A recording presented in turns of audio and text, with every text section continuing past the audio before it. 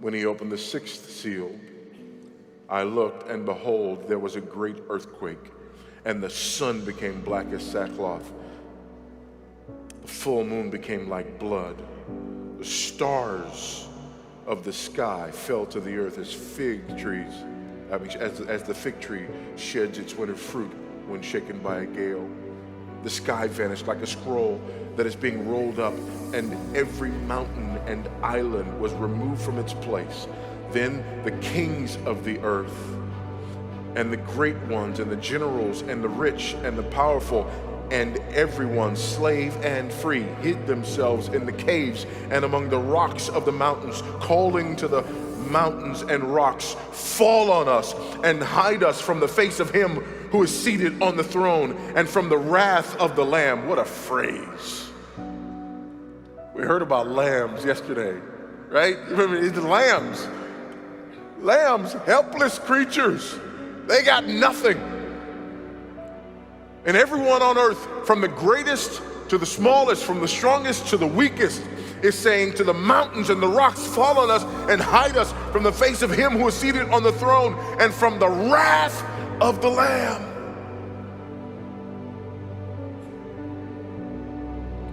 For the great day of their wrath has come,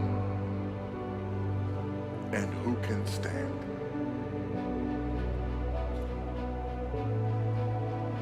Again, remember in chapter 5,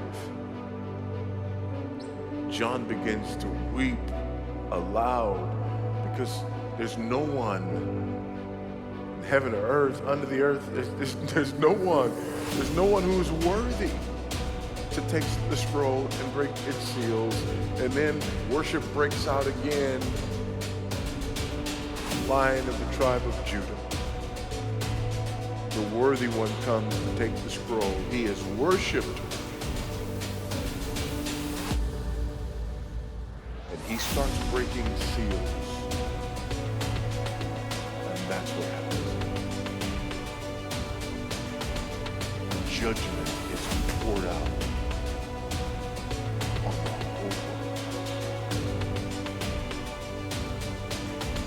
Christ is worthy of our worship because he saves.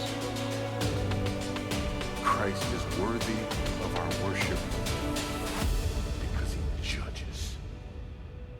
And this is so incredibly important because here's what we have a tendency to do.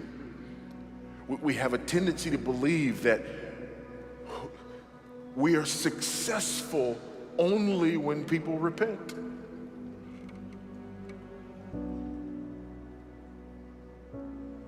As though our God is somehow in heaven saying,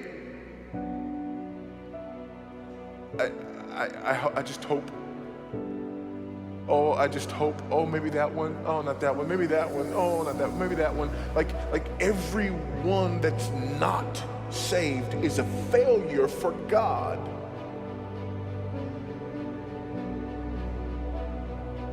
And we take this posture and have this attitude because we do not comprehend, or we do not remind ourselves that the justice of God and the judgment of God is worthy of our worship, because that's where we see the holiness and the righteousness of God poured out.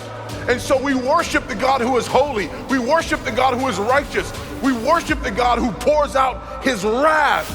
And at the same time, we bow ourselves in humble adoration because we deserve that wrath too. But he saves us in spite of that.